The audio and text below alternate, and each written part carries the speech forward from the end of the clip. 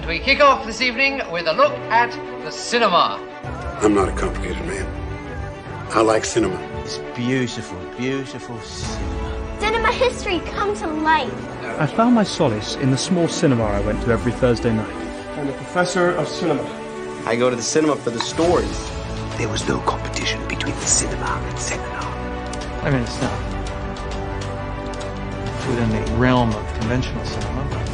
And now, here's Pace and Johnson with a cinema review.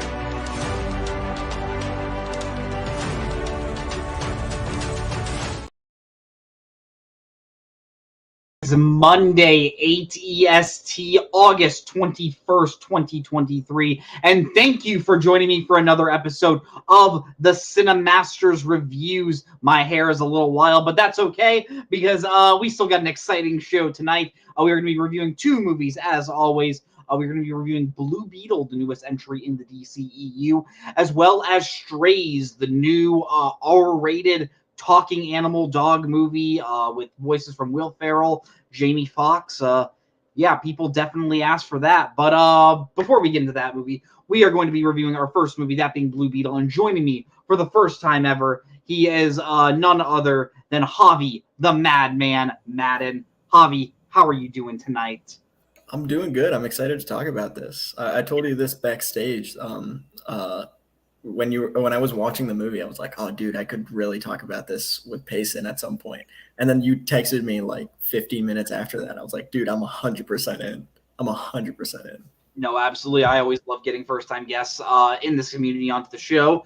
And when you said you were down to review it, I was totally down. But I say we just jump right into the movie if you're okay with that. Yeah, absolutely. Yeah. So Blue Beetle, directed by Angel Manuel Soto. This is sort of shaping out to be the final film in the current iteration of the DCEU, while also James Gunn has already let us know that this character of Blue Beetle is going to carry over into his version of the DCEU. I swear it's not as complicated as it sounds. We follow a 20-year-old by the name of Jamie Reyes.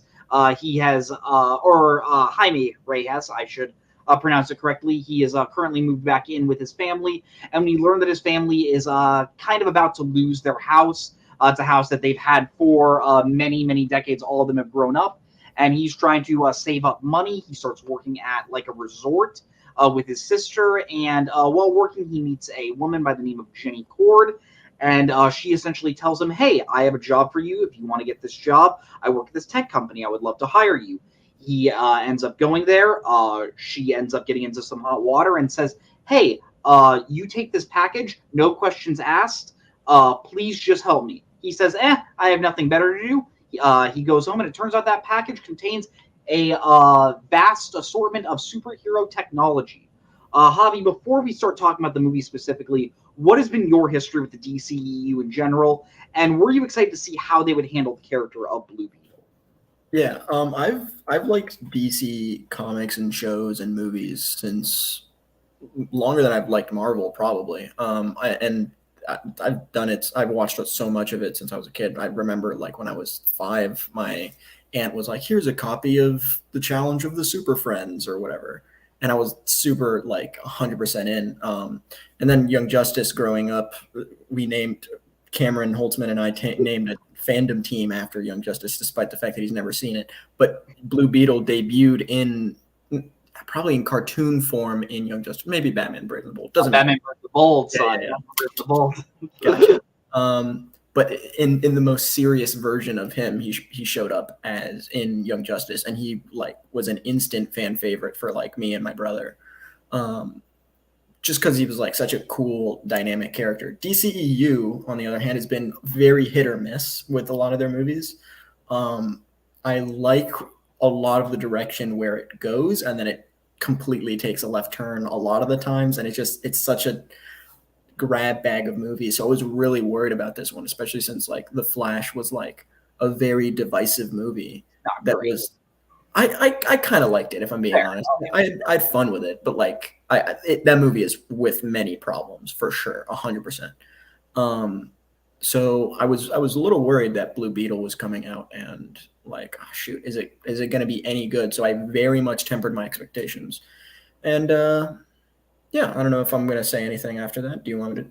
No, absolutely. Yeah, I'll tell you. Yeah, I think I've said this every time I've reviewed a DCU movie. Very, very rocky franchise. There are some highs. There are a lot of lows. I just think they were never able to get their footing, and I think they were always playing catch up with Marvel and with the MCU, and they never knew whether to really rush out the gate or whether to take their time. And they've had so many starts and stops. It seems like we are finally moving towards a more clear vision with James Gunn and Peter Safran finally taking the helms, and so this kind of seems like the last gasp. Like you, I've always had a history with DC mainly because of the cartoons. I'm repping a shirt of the OG Teen Titans. Represent, let's go. I remember watching Batman the Brave and the Bold, and one of my favorite characters was Blue Beetle, specifically because they did use the iteration of Jaime Reyes, and I just always found he was like this really interesting character of someone. He was given this piece of technology, and he never really wanted to be a hero, and he's just sort of like forced into this life like a lot of superheroes are. And so coming into this movie, I didn't really know what to expect, and one of the things I really, really enjoy about this one, and unfortunately it seems like the best Worlds of DC films tends to have this at this point, is this one feels very standalone. Like in this one, you hear a couple of references that, like, yeah, Superman exists in this world, Batman exists in this world, but for the most part, we are spending our time in this town in Texas. I looked it up. That's where the movie takes place. I forget the exact. Really? Yeah. I forget the exact name of the like beach coastal town. Palmyra City. Yeah. Yeah. Palmyra City, but it takes place in Texas, and we're very much focused on this on the Reyes family.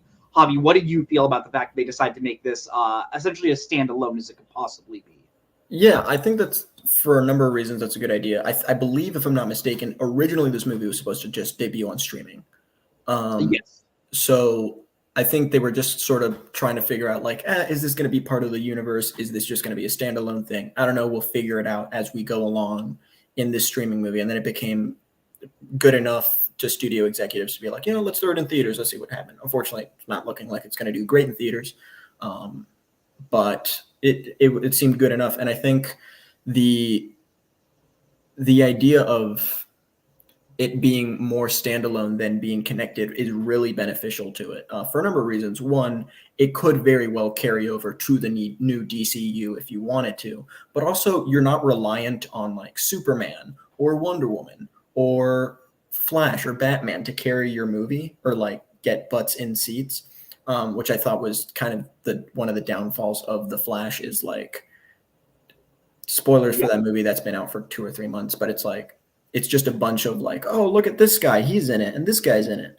And you're just like, okay, great. Like, fantastic. It was trying to feel like the like in the end game of this universe that we didn't really care about. I think that's one of the issues with The Flash. Yeah, and it didn't earn it itself. No. But I think Blue Beetle works in a very Spider-Man No Way Home kind of way, which I quite like Spider-Man No Way Home quite a bit.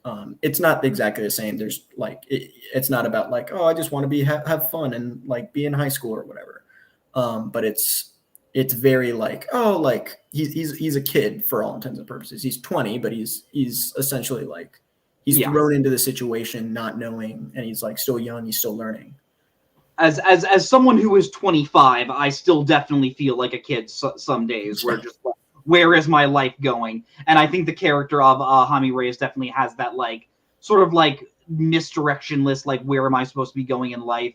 And I really enjoyed the portrayal by, I hope I pronounced this right, Zolo Marihuana. Yeah. I think he is great as the title role. I haven't seen him in a ton, but I think he was great coming into this like big blockbuster role. I think he really plays like the nerdy aspects of Jaime Reyes at the beginning of the movie. And something I also love is he never really like loses that. Even when he does become Blue Beetle, it's not like, oh, when he puts on the suit, he becomes like super cool. No, he's always that nerdy character, and I think he does a really, really great job at portraying that and capturing that element. Other members of the cast, I think, are really, really great. Damien Alcazar as Alberto, he is he's Jaime's father, and he is very much like the father figure of the house. He's the one that's carrying everyone. He has a little bit more of an optimistic view of the world than his brother, played by George Lopez, who I'm just going to say he plays Rudy Reyes. I think he was fantastic in this movie. One, he's the guy who has like the distrust of the government in every single way, and with everything that he said, that he's saying, like he kind of has a reason to do that. But at the same time, like when he has to hit those dramatic moments, he hits those really, really well. There's a moment towards like in the second act where he sits down with Hami, and they just have a like man-to-man talk, and I was really feeling it, and I just didn't know that George Lopez had that in him. Are there any standout members of the cast, and specifically, what did you think of Zolo's performance? Yeah, Xolo Maradueña is like actually a really good. No, it's fine. It's a difficult name to pronounce for sure. He very much surprised me. I know he was in Cobra Kai. I never saw Cobra Kai, but like I was a little worried. I'm like, will he do okay? Like he's a B level character, so it doesn't matter if he blows it or not too much. But I thought I was like very thoroughly impressed with like how he did. I really like bought him as Blue Beetle, like, and not just a version of Blue Beetle, but like the version that like I've known him as. Like I think he just did a fantastic job. Whoever played Jenny Cord, it's not eligible yet. I don't need to know it. I think it's like Bruna Marquezine or something like that. I believe something like that. Yeah, I'll pull up the cast. She was pretty good. I like you said, the guy who played Alberto, don't know his name. You just said it, but I don't know it. He really like, yeah. So he really like was the emotional core of that family in that movie. Yeah, like you said, George Lopez. I really was worried that George Lopez would just be like, "Oh, I'm the funny uncle who doesn't take anything seriously or whatever." Like that was a genuine concern for me in the trailers, that it's like, "Oh, he's just going to be the goofy one and he's just going to be the comedic relief." But like he actually hits like emotional moments, like serious moments. So I was very impressed with that. Yeah.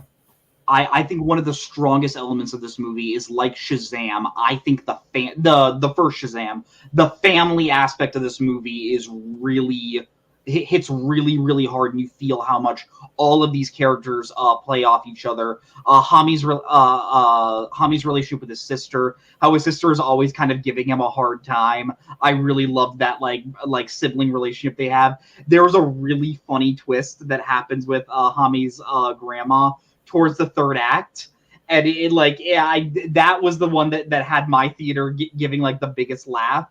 And I don't want to spoil what that is, but I think most people are gonna have a really, really good time with that. But yeah, I think this like familial aspect of this movie and like the family relationships, I think it does help carry over what I think is probably the movie's like biggest issue for me, and that was I definitely did think it kind of had a runtime issue.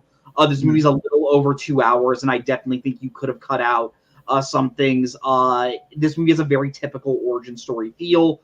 Like it doesn't try to like beat around the bush of like, oh, we're really like taking a new perspective on the origin story. No, you go into this hero, this protagonist doesn't really have these like heroic elements yet. He finds this technology, and it takes its time to really get the piece of technology is called the Scarab. It takes a while for Hami to really get the Scarab, and when he does, it's a great moment because like he's completely out of its element. He ends up causing a lot of damage. But there was a point where I was like, all right, let's get this movie rolling a little. Did you feel like the movie had a few pacing issues, Javi? Yeah, I think the second act dragged a little bit to me, and I think a lot of the fight sequences near the third act were like, all right, we can wrap this up. And I think like the action was actually pretty good, but I think there were just times where I'm like, I get it. I know what's about to happen right now. Like we can wrap this up.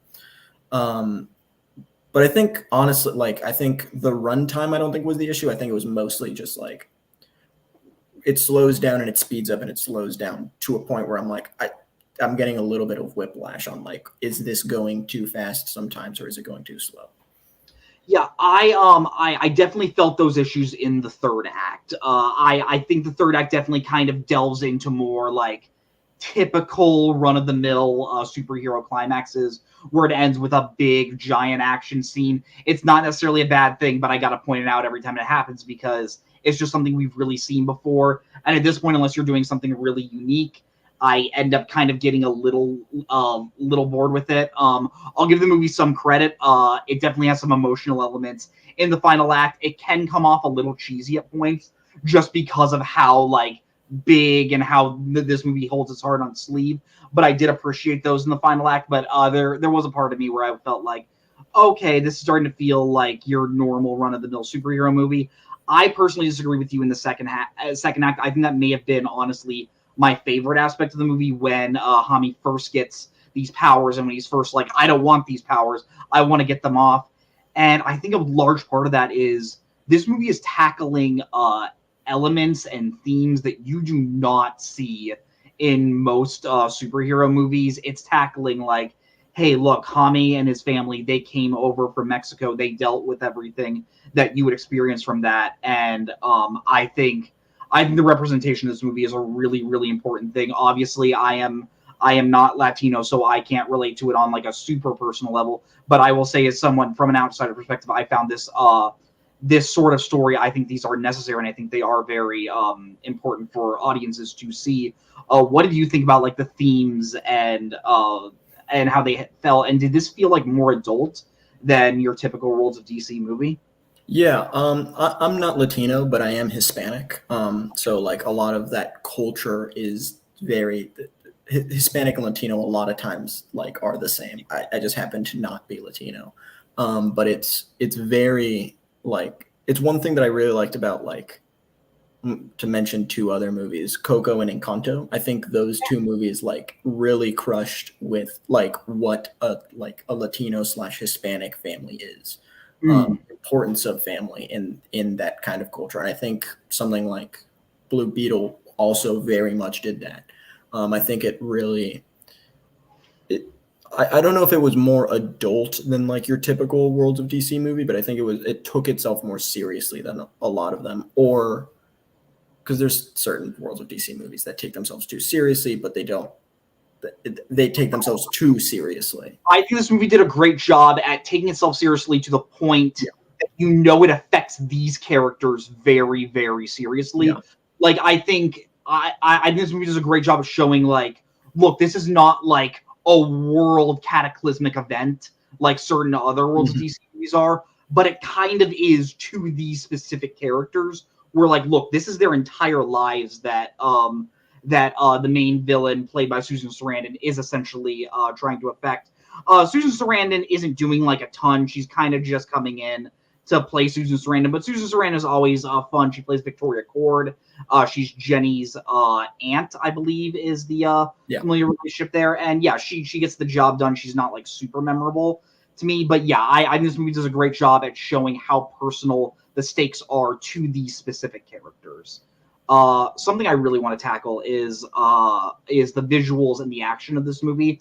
Specifically the visuals, I think this movie just looks really, really cool. Like the Blue Beetle costume particularly, it just looks so slick and so clean that every time he puts it on, I'm like, okay, I am locked in. Like, usually when that happens, it just feels too overly CG. And I think the fact that they use the mixture of CG and practical effects, I think it really, really helps it feel real, and it helps this design feel super cool. And every time he busts out a new power, whether it's his shield or whether it's his blasters or whether it's his swords and his arms, I was just having a lot of fun with the visuals and the action. What did you think about just like the look of this movie? Yeah, I really liked the suit. Like I saw some behind the scenes before the trailer even came out, and I was like, oh, that looks like actually pretty good. People were like making fun of it online, I think, because it was like, it looks too Power Rangers, but it's like, it's Blue Beetle. He looks a little Power Ranger-y. It's fine. Like that's very much his vibe.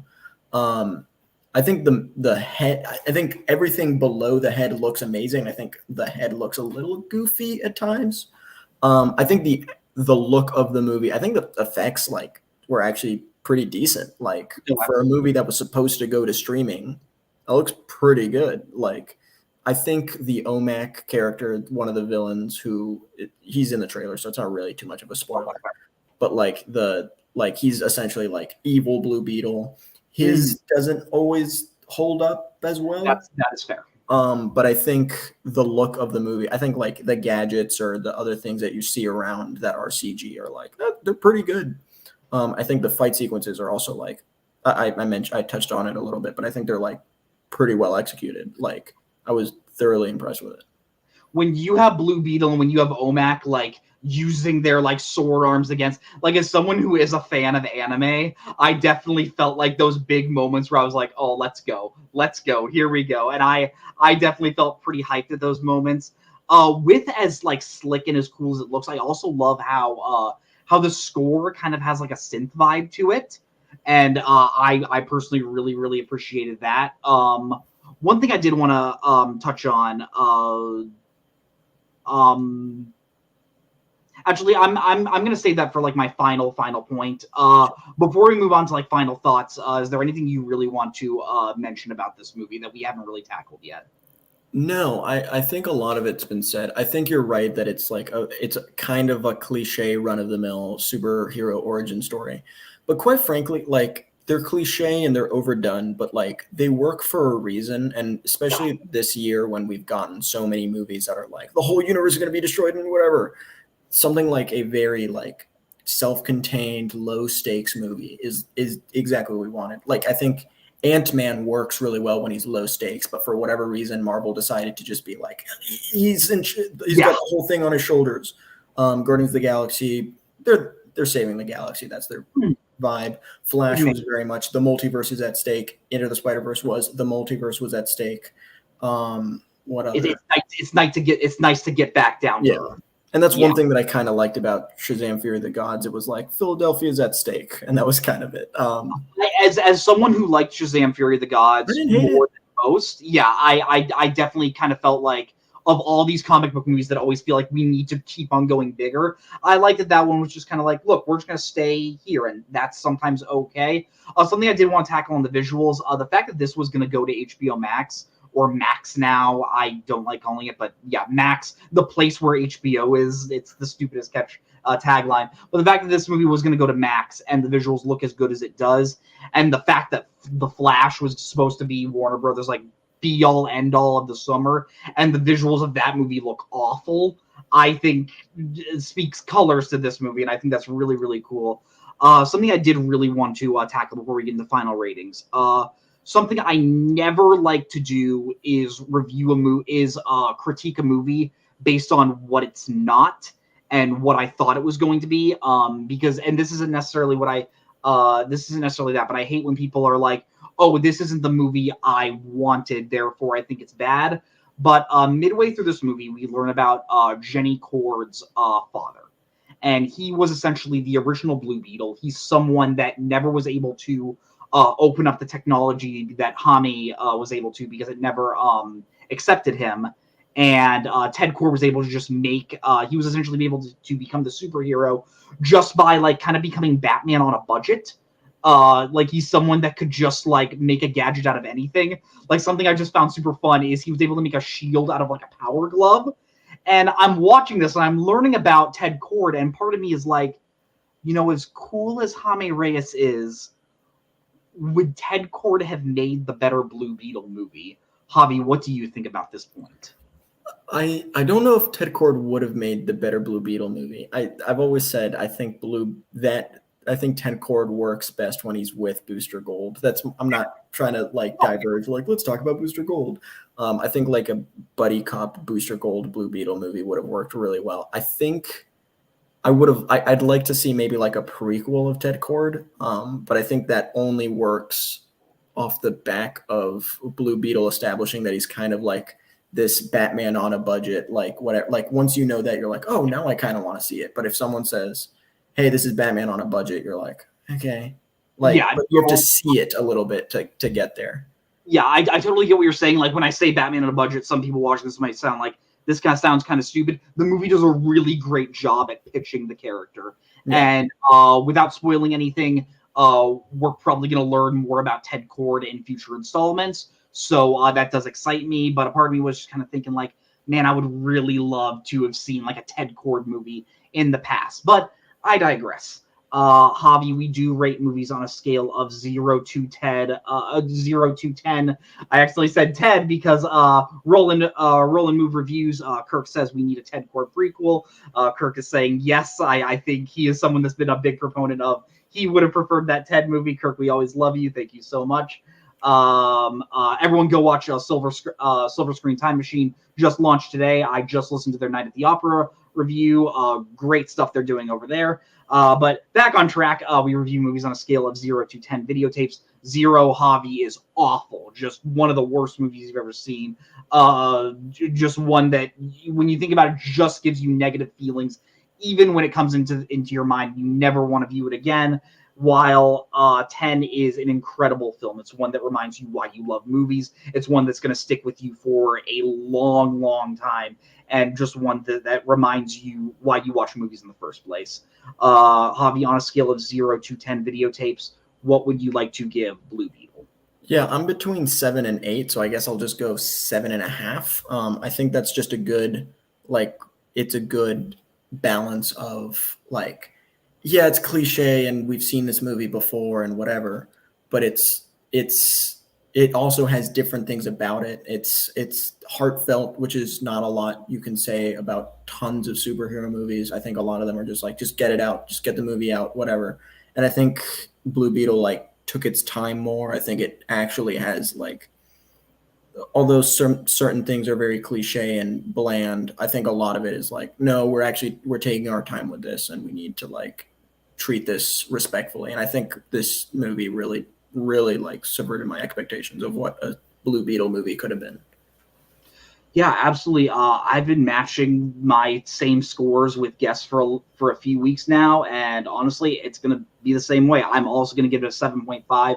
I don't think this is going to go down as one of the great comic book movies of all time. It doesn't change the genre in any way, but I definitely had a lot of fun with this movie. And if this is the vision that James Gunn and Peter Safran are going to be carrying into their universe going forward, I think we are probably in really good hands. Yeah, I think Jolo Mariuena is great as the title character. I really hope they know how to use him going forward.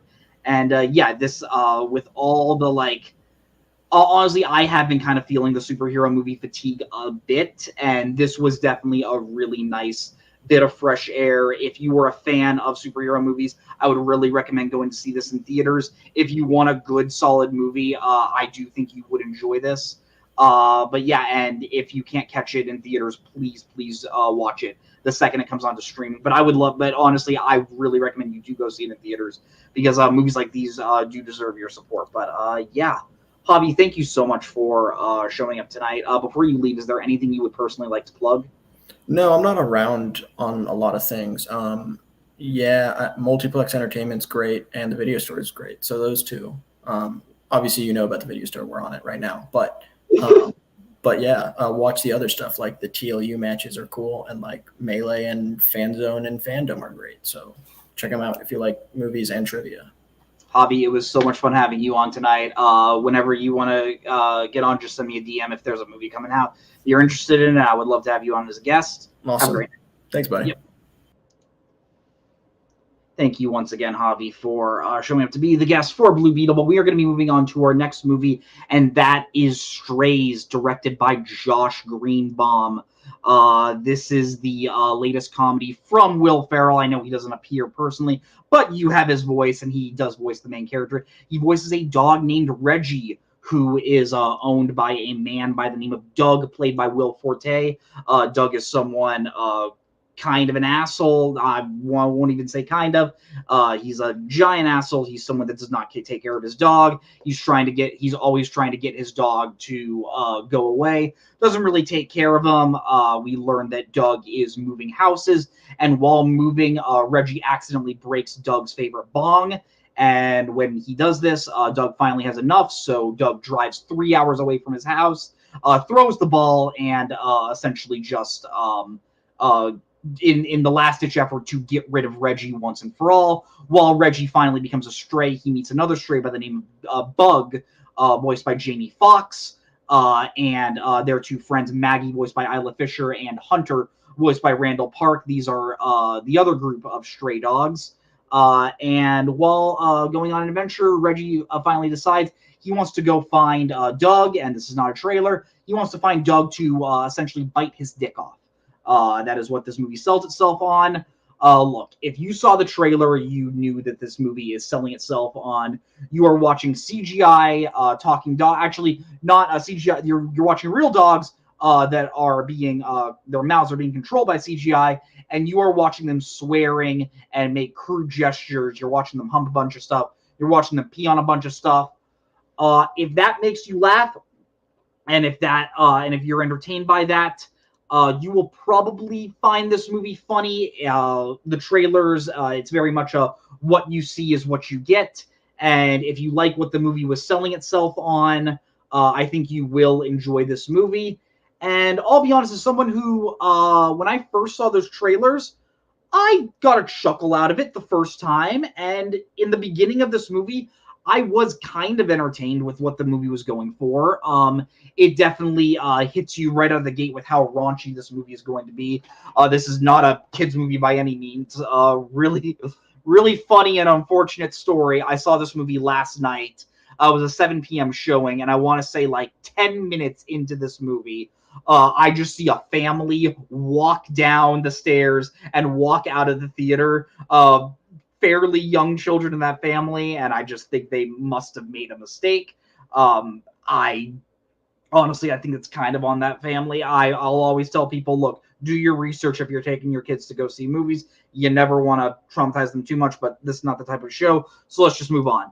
What I will say, I do think the jokes do get fairly tired when the majority of these jokes are, oh, look how crude and look how crass these dogs are. Isn't it so fun? Oh, aren't they so cute? Oh, but they just said the F word.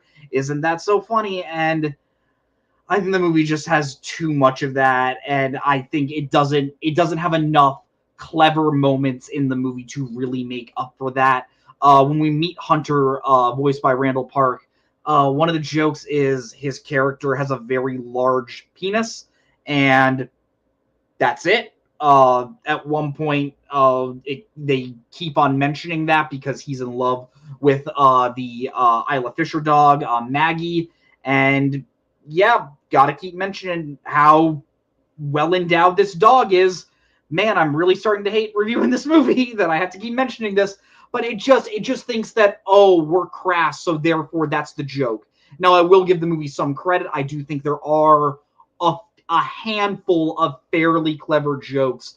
There's one point where they're at a carnival and they meet a dog that's essentially like the narrator dog that you would see in all these dog movie trailers, like A Dog's Purpose and like A Dog's Way Home.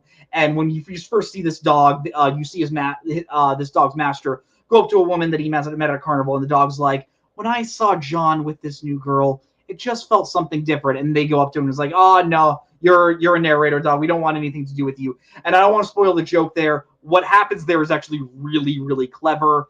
There's a fairly funny cameo that happens in the middle of this movie. Definitely got a lot of laughs out of me just because of how random it is.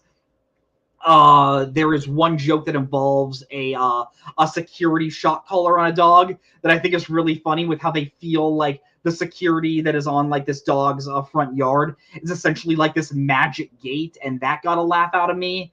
That's essentially the major laughs this got out of me. The assortment of scenes of watching these dogs hump gnomes and hump other things just didn't really get the most laughs out of me. I'll give one actor some credit. Will Forte is so good at playing the worst person alive in this movie. Doug is someone that the reason he kept Reggie was because his girlfriend found out that he was cheating on him, and he just wanted to keep Reggie simply because he knew that keeping Reggie would make her unhappy, even though he had no plans to take care of him at all. We see that he doesn't have a job, so he just stays home, just getting high, and doing other things that I'd rather not say.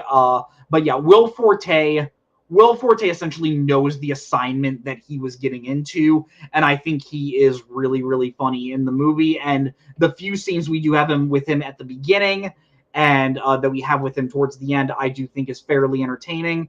I'll also give the movie some credit. The finale, when we finally get Reggie and Doug's final interaction, movie definitely goes for it, even more than it went for it towards like the middle of the movie. And while I wasn't necessarily laughing, I was kind of shocked that it was able to go the places that we eventually go. And but with that, I just think this movie, it just feels kind of shallow. Like, I don't think it's as bad as maybe you would think. But I just, when your whole jokes just comes down to, oh, watch these dogs just shitting on this person's face. Like, oh, isn't that funny? It's like, no, that's just kind of crude and kind of unfunny and kind of feels like it's targeted towards 10-year-olds, even though they shouldn't be watching this movie because with all the language and all the dirty jokes in it. And yeah, I just found myself just kind of bored towards the middle of this movie, which honestly kind of sucks because it is a 90-minute runtime, so it is a fairly lean movie. So you are in and out of the movie. You at one point get the reason why, because the character of Bug, voiced by Jamie Foxx, kind of has a hatred towards humans, and you sort of realize why. And the movie does kind of tug at your heartstrings when you learn why he is a stray specifically. And it definitely makes you feel a lot for him more than you feel for Reggie and Doug, because you know Doug is just such a jerk. But yeah, I think overall, I just think this movie is just kind of meh. Not really like bad per se, but just doesn't really do the job at all. If I were to rank this movie on a scale of 0 to 10, I'm stuck between a 5 and a 5.5. And I think I'm going to give it a 5.5 just because it does have it does have a few moments that do hit. And when those moments do hit, they do really, really make you laugh. But for the most part, I think the movie is just kind of going for the laziest sense of joke. It's not like completely like the most unfunny thing you'll see, but it's not that great either. There's no real reason to go see this in theaters unless you have just nothing else to do. And whether you will just go see any like comedy that comes out in theaters, maybe you'll get a kick out of this. But honestly, you can probably wait for streaming and rental for this movie specifically, and you won't be missing that much. But yeah, thank you all so much for watching this week. That does bring an end to our show. If you did like this review, make sure to like this video and subscribe to the video store. It really helps us out a lot. It helps us grow our channel. It helps more people get eyes on everything we're doing. We're going to be launching some new shows coming up soon with the video store, especially coming into fall. I was actually asked to be a part of a big series that we're going to be helping out with the channel. I don't think I can say too much yet, but that will be coming out. More news about that will be coming out soon. Video Store Movie Club, it's not going to be next week. It's actually going to be the week after that, so we're going to be doing it in the first week of September. That's when we're going to be doing August episode. I'm actually going to talk with Nazari about making the thumbnail for next month's episode, so that way we can get the movies out, and that's going to be a ton of fun. But yeah, thank you all for watching this week. Looking at the calendar, the only major movie I saw that's coming out next week is Bottoms. Emma Selig's the director of Shiva Baby, her new movie. So I'll probably try to review that if it goes wide, but I don't think there's really any other wide releases coming out next month. But of course, just keep your eyes peeled on the Video Store Facebook page. We'll definitely be announcing the movies I'm going to be reviewing next week. But yeah, until next time, have a great night, everyone. And the award for most vapid film review of the century goes to... Yeah, movie review. Okay, I thought it was Beauty. And he's now in cinema hell, where one day we'll all be reunited. This is me at the Regal Cinema crying as I did through much of the film.